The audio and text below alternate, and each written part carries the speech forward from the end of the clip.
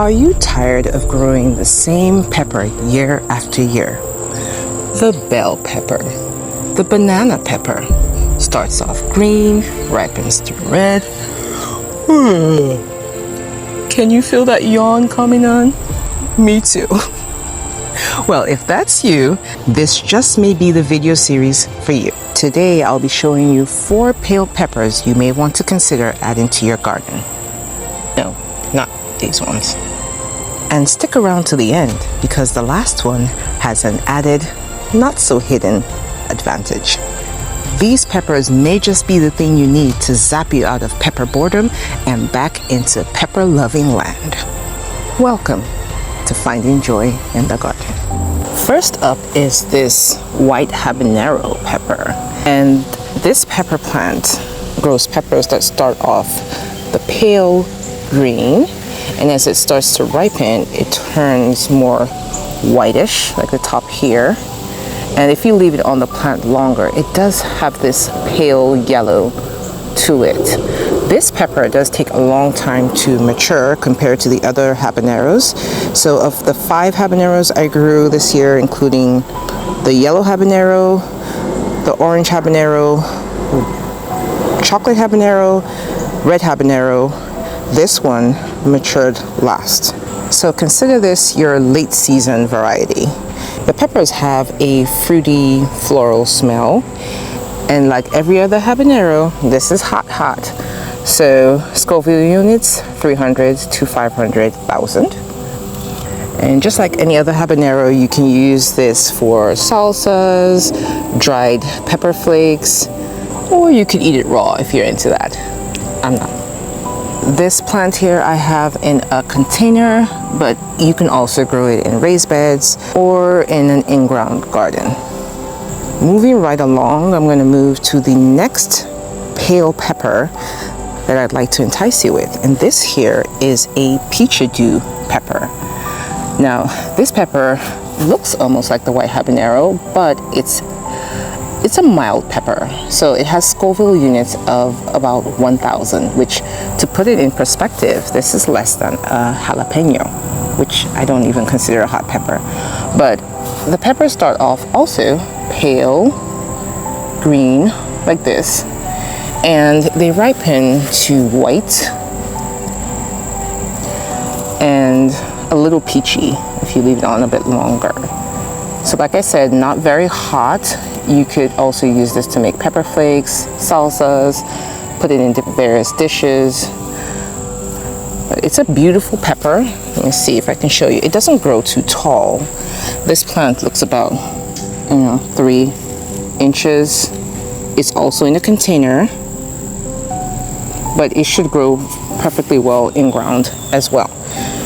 So there you are, the Peachadew pepper. It is actually a variant of the Sugar Rush peach pepper, which is another pepper. Let me show you over here. I don't have the original Sugar Rush peach, but I do have the Sugar Rush Stripey. So here's your bonus.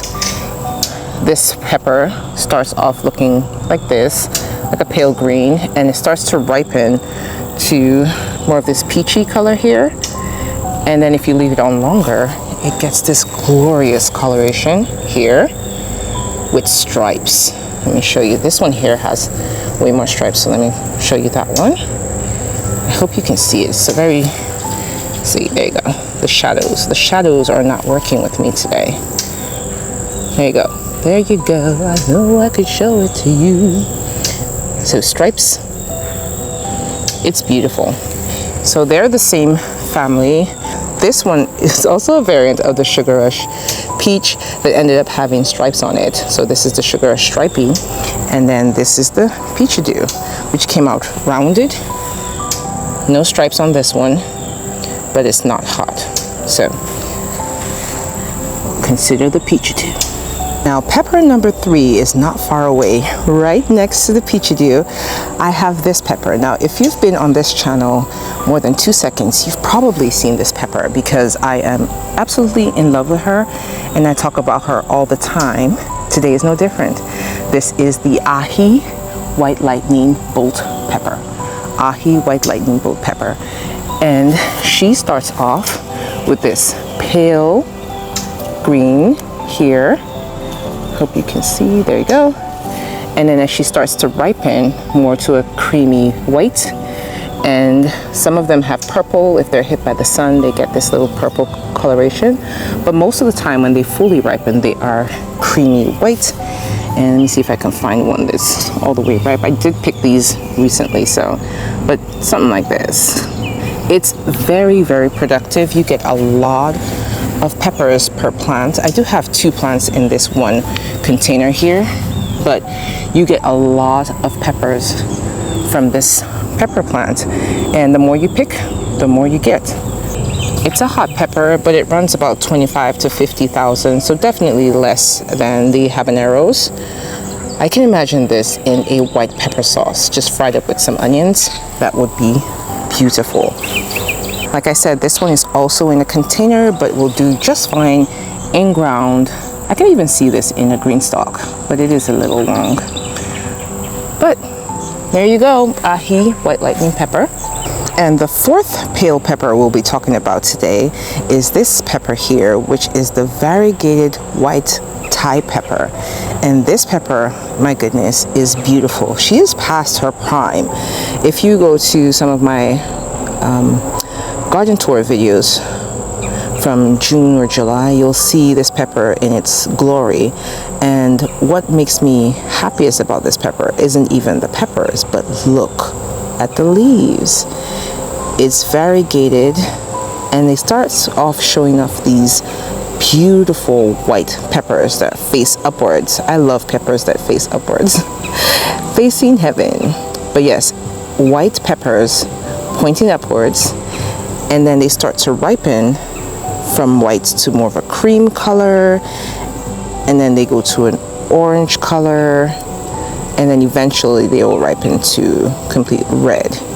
Now these peppers are hot. They're not as hot as a habanero, but they are hotter than the Peachadew. So this is 50 to 100,000 Scoville units. So hotter than your jalapenos and hotter than the Peachadew. It packs a punch. It's small, but it's a little mighty, isn't it? Now the plant itself is small. You can see here, this is in a green stalk. Let me back up so you can see it. It's in a green stalk, and it's not big at all. Probably about 1.5 feet, at most 2 feet it grows, and it's great for containers. It will do fine in ground, but you have to remember where to put it because it will be overwhelmed by other peppers. If you grow it with a taller pepper, it will be hidden. Let me show you. I put a plant in here. Can you find it? I didn't realize how small it was going to be. Look at it. It's in there, completely covered up by these basil plants, and I had tomatoes over here, so it didn't stand a chance. And then I grew another one here, right there in ground in the garden bed, but it really is in ground. And it can see over it this towering pepper plant, and it's just hiding under there. So be careful where you put it. Remember its height. Containers may just be your best bet. I planted them en masse right here, you can see, and they did really well. I've been picking lots of peppers off of this. So beautiful, small, compact, ornamental.